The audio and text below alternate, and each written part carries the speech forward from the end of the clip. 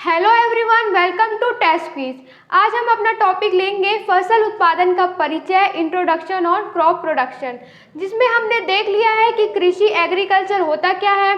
ठीक है, उसके बाद हमने देखा कि फसल शास्त्र के बारे में पढ़ा, जिसे एग्रोनॉमी बोलते हैं, सस्य विज्ञान, ठीक है, जिसमें फसल उगाने का तरीका क्या, उसके ज्ञान है, उसको हमने पढ़ा था, एग्रोनॉमी जिसे कहा जाता है। उसके बाद हमने देखा कि फसल होता क्या है बेसिकली, ठीक है, ये सभी पौधों को हम फसल बोल सकते हैं क्या, नहीं, जिससे किसी आर्थिक उद्देश्य की पूर्ति होती है, ठीक है, उसी को ही हम फसल बोलते हैं, क्रॉप्स बोलते हैं।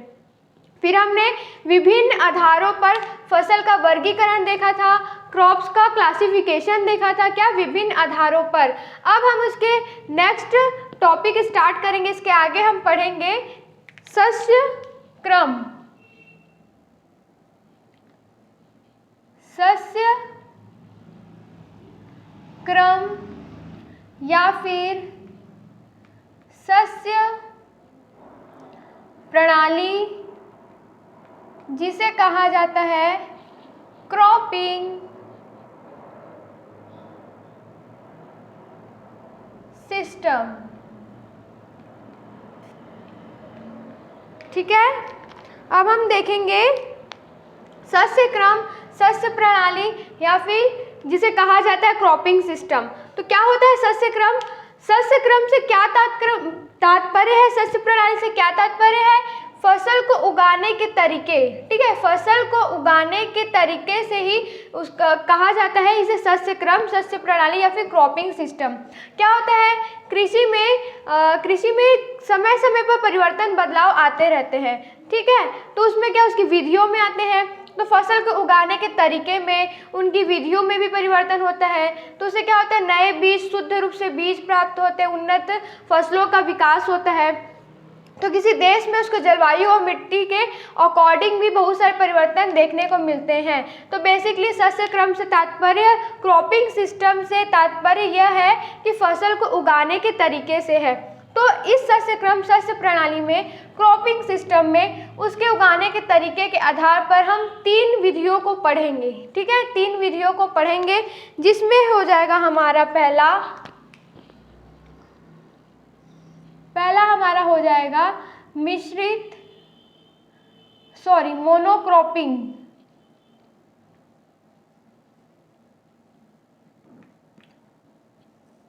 पहला हमारा हो जाएगा मोनोक्रॉपिंग।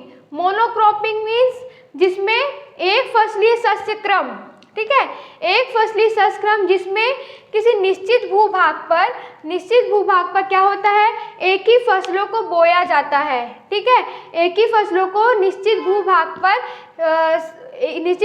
एक ही फसल को बोया जाता है, वो होगा मोनोक्रॉपिंग। जहाँ साधारण वर्षा आधारित क्षेत्र होता है वहाँ इन फसलों को बोया जाता है, ये क्या होते हैं, मोनोकल्चर होते हैं। क्या होता है, इसे एक ही प्रकार की फसलों को निश्चित भूभाग पर सीक्वेंस में, क्रमोत्तर में बोया जाता है, ये मोनोकल्चर होता है, मोनोक्रॉपिंग होता है, एक फसली सस्य क्रम होता है। तो सस्य क्रम, सस्य प्रणाली से हमने यह समझा उसका तात्पर्य क्रॉपिंग सिस्टम क्या होता है। तो क्रॉपिंग सिस्टम मतलब फसल को उगाने के तरीके से है, कि फसल को कैसे उगाया जाता है, कि एक साथ उगा रहे हैं किन फसलों को, कि अलग अलग उसको इंडिविजुअल उगा रहे हैं, साथ में उगा रहे हैं। तो उसके आधार पर हमने 3 विधियां पढ़नी है, 3 प्रकार के सस्य क्रम देखेंगे, जिसमें पहला हमारा है मोनोक्रॉपिंग। मोनोक्रॉपिंग मीन्स एक फसलीय सस्य क्रम, ठीक है, एक फसली सस्य प्रणाली, मोनोक्रॉपिंग बोलेंगे इंग्लिश में। इसमें मैंने जैसे आपको बताया कि इसमें क्या होता है, निश्चित भूभाग पर किसी एक निश्चित भूभाग पर एक ही प्रकार के फसलों को बोया जाता है, ठीक है, एक ही प्रकार की फसलों को बोया जाता है। और इन फसलों को कहाँ बोया जाता है, जहाँ साधारण वर्षा आधारित वाला क्षेत्र हो, जहाँ ना तो अधिक हो वर्षा ना कम हो, मतलब साधारण आधारित वर्षा वाला क्षेत्र हो, वहाँ इन फसलों को बोया जाता है, एक फसली सस्य क्रम होता है, इसे मोनोकल्चर कहा जाता है, ठीक है। और क्या होता है, ये जो फसलें होती हैं उसको एक क्रमोत्तर में, सीक्वेंस वाइज इसे बोया जाता है। जैसे धान में धान ही बोया जाएगा, और गन्ने में जैसे गन्ने की पेठी, इस टाइप की जो फसलें होती है वो मोनोक्रॉपिंग होती है। नेक्स्ट इसमें सेकंड हम पढ़ेंगे मिश्रित, ठीक है, मिश्रित शस्य क्रम। सेकेंड टाइप इसका हो जाएगा मिश्रित शस्य क्रम, जिसे बोलेंगे मिक्स्ड क्रॉपिंग।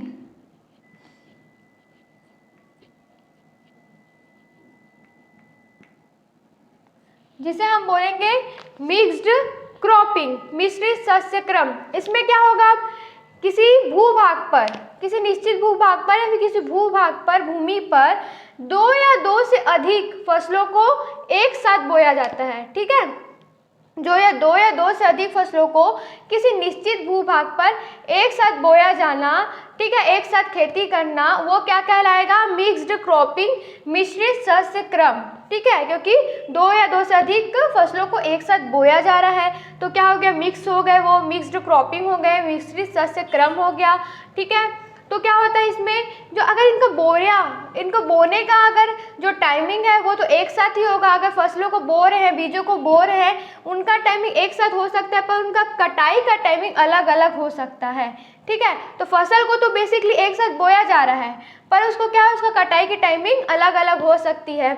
तो क्या हुआ, इनके जो मिक्स्ड क्रॉपिंग है उसको सर्वप्रथम वैज्ञानिक लॉब्रथ ने किया था इसका अध्ययन, इसलिए उन्हें मिक्स्ड क्रॉपिंग का सर्वप्रथम जनक भी कहा जाता है, ठीक है।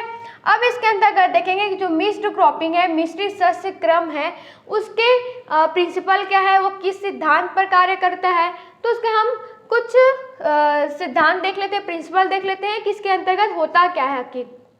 तो इसके कुछ पॉइंट वाइज मैं बता रही हूँ, उससे आप लिखते जाइएगा, ठीक है। तो पहला इसमें क्या हो सकता है कि जो फैलने वाली जो फसलें होती हैं, स्प्रेडिंग टाइप की जो होती हैं, जो फसलें जगह घेरती है, जो फैलती हैं, उनके साथ साथ जो सीधी उगने वाली फसल होती है उनको बोया जाता है, ठीक है। तो पहला पॉइंट क्या होगा इसके सिद्धांत में, इसके प्रिंसिपल पे, कि अगर जो फैलने वाली फसलें होती है, स्प्रेडिंग टाइप वाली जो क्रॉप्स होती हैं, उनके साथ जो सीधे उगने वाली जो रहती, इरेक्ट टाइप की जो फसलें होती, क्रॉप्स होती हैं, उनको साथ में बोया जाता है।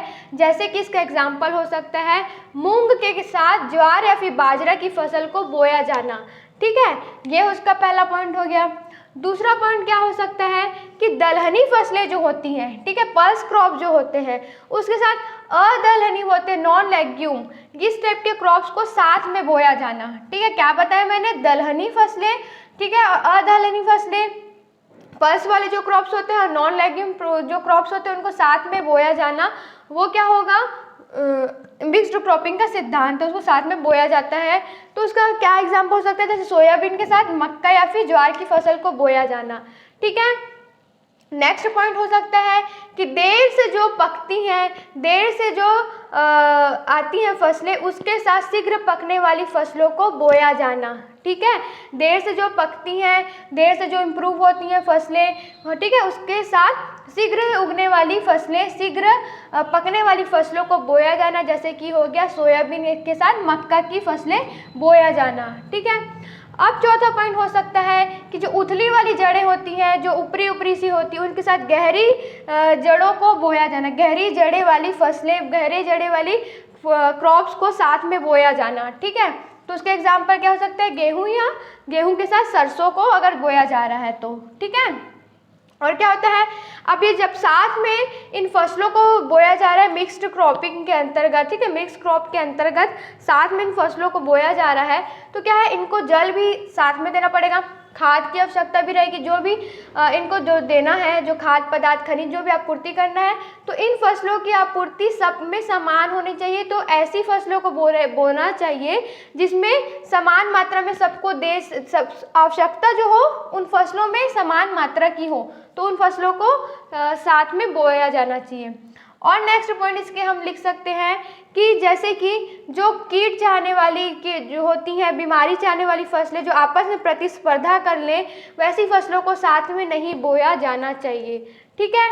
तो ये सब क्या हो सकते हैं, मिक्स्ड क्रॉपिंग के अंतर्गत आएंगे। और क्या होगा, जो मुख्य फसल होती है, ठीक है, जो हमारा मुख्य फसल, उसके साथ हमें सेकेंडरी क्रॉप्स के अनुपात में 3:1 या फिर 5:1 के अनुपात में रेशियो में बोया जाना चाहिए। जैसे कि आपकी जो मुख्य फसल है उसका अनुपात ज़्यादा होना चाहिए और जो कम है उसका क्वांटिटी, जो सेकेंडरी क्रॉप है उसका क्वांटिटी कम होना चाहिए। जैसे कि क्या बताया मैंने, मुख्य फसल है उसका 3 हो जाएगा और जो 3 पार्ट हो जाएगा, और जो उसका सेकेंडरी है उसका 1, क्या हुआ 3:1 के अनुपात में या फिर 5:1 के रेशियो में उसे बोया जाना चाहिए। ठीक है, ये तो उसके मिक्स्ड क्रॉपिंग, मिश्रित शस्य क्रम के सिद्धांत या फिर प्रिंसिपल। अब देखेंगे मिक्स्ड क्रॉपिंग मीन्स मिश्रित शस्य क्रम के प्रकार, टाइप्स देखेंगे। तो इसमें टाइप्स में पहला हम देखते हैं मिश्रित फसलें। ठीक है, मिक्स्ड क्रॉप्स, उसमें क्या होगा, जो फसलें होती हैं, जिन फसलों को साथ में बोया जाना है, तो उसको फसलों को बोने के पहले उनके बीजों को मिला दिया जाता है, फिर उनको बोया जाता है। ठीक है, इसमें क्या होगा, मिक्स्ड क्रॉप में क्या होगा, मिश्रित फसलें में क्या होगा, जो फसलें हैं जिनको साथ में बोया जाना है, उनकी फसलों को बोने के पहले ही साथ में उसे मिक्स करके बो दिया जाता है। ठीक है, बीजों को साथ में मिला के बोया जाता है। तो इसका एग्जांपल हो सकता है जैसे गेहूं और चना की उसको फसलों को लेके साथ में बोया जा सकता है। ठीक है, और हम इसका नेक्स्ट देखते हैं, इसकी मिक्स्ड क्रॉपिंग में मिक्स्ड जो है क्या है, मिश्रित शस्य क्रम के प्रकार में नेक्स्ट हो जाएगा जो रक्षक या फिर सहायक फसलें। ठीक है, सेकंड होगा सहायक फसलें, जैसे कि जो मुख्य फसल है, ठीक है, उसके चारों ओर ऐसी फसलों को लगा देना जो उसकी रक्षा कर सके। ठीक है, जो कीड़ों से या फिर किसी भी हानिकारक चीज़ों से जो मुख्य फसल की रक्षा कर सके, तो वो रक्षा वाली कतार लगा देना। ठीक है, तो वो क्या होगा, उसकी सहायक भी रक्षक फसलें होंगी। जैसे कि गन्ने के चारों ओर सनई, जूट, पटसन इस टाइप की फसलें लगा देना। ठीक है, चना फसलों के चारों ओर कुसुम या फिर कुसुम के लगा देना फसल। इस टाइप के जो फसलें होंगी जो उसकी रक्षा करेंगी मुख्य फसल का, वो होगा आपकी रक्षक फसलें या फिर क्या है, सुरक्षा सीमा फसलें होंगी उसकी। ठीक है, अब हम देखते हैं नेक्स्ट इसका मिक्स्ड क्रॉपिंग के जो शस्य क्रम है, मिश्रित शस्य क्रम के प्रकार पढ़ रहे हैं ना।